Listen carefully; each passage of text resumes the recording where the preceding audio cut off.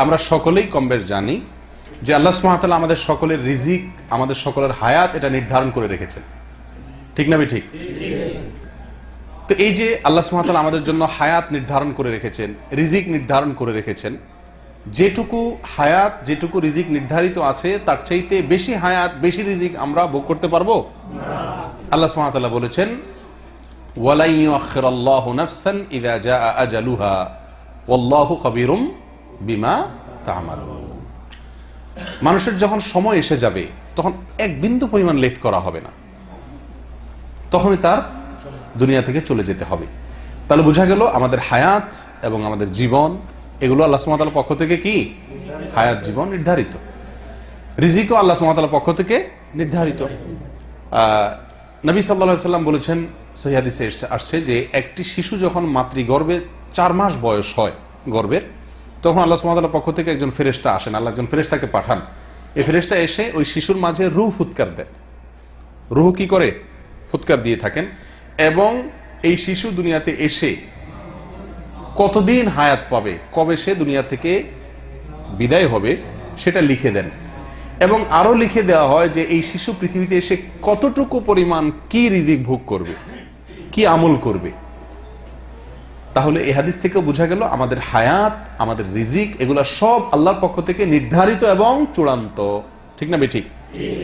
অথচ আমরা জানি অনেক আমল করলে, কোরআন এবং সুন্নাহ অনেক আমলের ব্যাপারে আমাদেরকে নির্দেশ করা হয়েছে যে অমুক আমল করলে, অমুক কাজটা করলে আমাদের রিজিক বাড়ে, হায়াত বাড়ে। এরকম আছে না?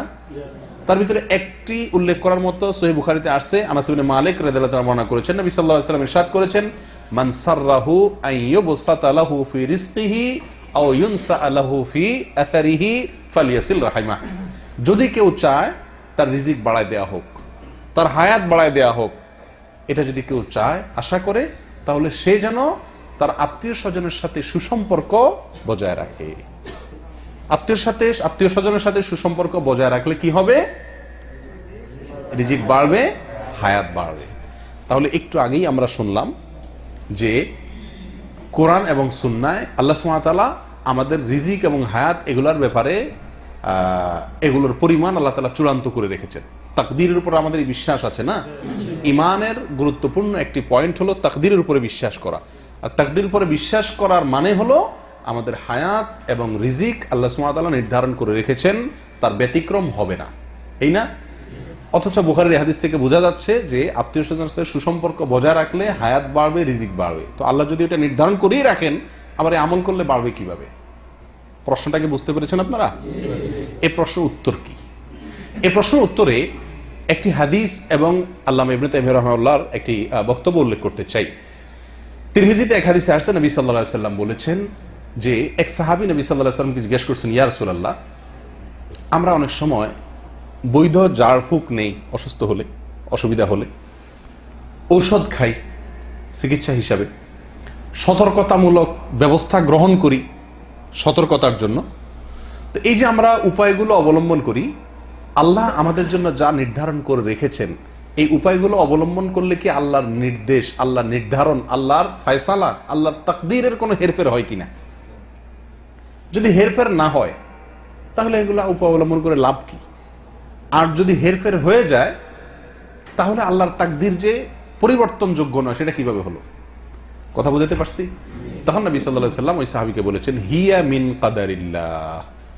অর্থাৎ এই যে আমরা ঔষধ খাই, ডাক্তারের কাছে যাই বাঁচার জন্য, হায়াত যাতে থাকে, যাতে না মারা যায় সেই জন্য, সুস্থ থাকার জন্য, রিজিকের জন্য আমরা যত উপায় অবলম্বন করি, এই উপায় অবলম্বন করব এবং তার ফলে সুস্থ হব, সুস্থ হওয়ার ফলে আরো কিছুদিন বাঁচবো, এগুলোও সব আল্লাহর তাকদীরে কি আছে? লিপিবদ্ধ আছে। তাহলে এই হাদিস থেকে বোঝা গেল আমরা দুনিয়াতে বেশি দিন বেঁচে থাকার জন্য, হায়াত বৃদ্ধি করার জন্য, রিজিক বৃদ্ধি করার জন্য যত আমল করি, যত কাজ করি, যত সতর্কতামূলক ব্যবস্থা গ্রহণ করি, এইগুলো করার পরে টোটাল কতদিন আমার হায়াত হবে, টোটাল কতটুকু আমার রিজিক হবে, তার সবগুলার চূড়ান্ত আল্লাহ সুবহানাহু ওয়া তাআলার কাছে ঠিকই আছে। কথা বুঝতে পারছি? এই বিষয়টি আরো পরিষ্কার হয়ে যাবে মজমুউল ফতোয়াতে আল্লামা ইবনে তাইমিয়া রাহিমাহুল্লাহর একটি কথা থেকে। তিনি বলেছেন যে আল্লাহ সুবহানাহু ওয়া তাআলা নির্দেশ করেন ফেরেশতাকে যে অমুকের রিজিক লেখো, তুমি অমুকের হায়াত লেখো, তখন ফেরেশতা লেখেন যে অমুকের জন্য এত বছর, এত দিন, এত মাস, এত ঘন্টা, এত সেকেন্ড বরাদ্দ। এটা হলো তার হায়াত। কাকে নির্দেশ করেন আল্লাহ তাআলা? ফেরেশতাকে। তো ফেরেশতা ওটা লেখেন। এরপর আল্লাহ সুবহানাহু ওয়া তাআলা তাকে নির্দেশ করেন আরো, যে তুমি আরো লেখো। কি লেখো? যে এই বান্দা যদি সে এই কাজটা করে তাহলে তার হায়াত বৃদ্ধি পাবে, এটা করলে এই পরিমাণ বৃদ্ধি পাবে।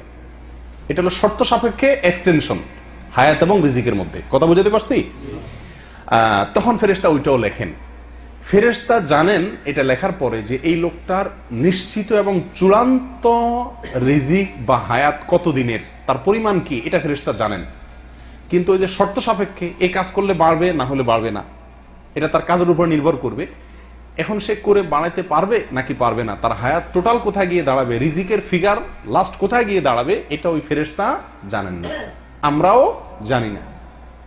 কিন্তু আল্লাহ সুবহানাহু ওয়া তাআলা ঠিকই জানেন। তার মূল হায়াত, মূল রিজিকের সঙ্গে তার নেকামল করলে, ভালো কাজ করলে, সতর্কতামূলক উপায় অবলম্বন করলে যোগ হতে হতে আমাদের হায়াত কোথায় গিয়ে ঠেকবে, আমাদের রিজিক কোথায় গিয়ে ঠেকবে, সেই চূড়ান্ত শেষ পরিমাণটুকু আল্লাহ সুবহানাহু ওয়া তাআলা ঠিকই জানেন।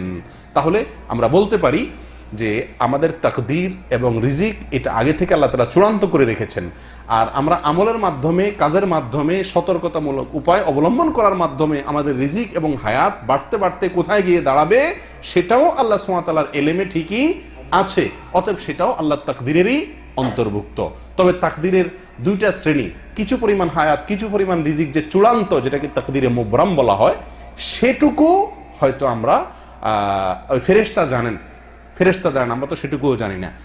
আর গায়রে মুবরাম যেটা অচূড়ান্ত, যেটা আমাদের কাজের সঙ্গে সংশ্লিষ্ট, অচূড়ান্ত, সেটা আমাদের দৃষ্টিতে অচূড়ান্ত। ফেরেশতা যিনি, তার দৃষ্টিতে অচূড়ান্ত, যিনি নির্দেশ করা হয়েছে যাকে লেখার জন্য, কিন্তু আল্লাহর কাছে সেটাও কি চূড়ান্ত এবং নির্ধারিত। তাহলে আমরা নেকামল করে রিজিক বাড়াচ্ছি, হায়াত বাড়াচ্ছি, এই বাড়ায় বাড়ায় কোথায় যে ঠেকবো এটাও আল্লাহ জানেন। অতএব ওইটাও আল্লাহর তাকদীরেরই অংশ। কথা বুঝে আসছে ভাই? আল্লাহ তাআলা আমাদেরকে বুঝার তৌফিক দান করেন।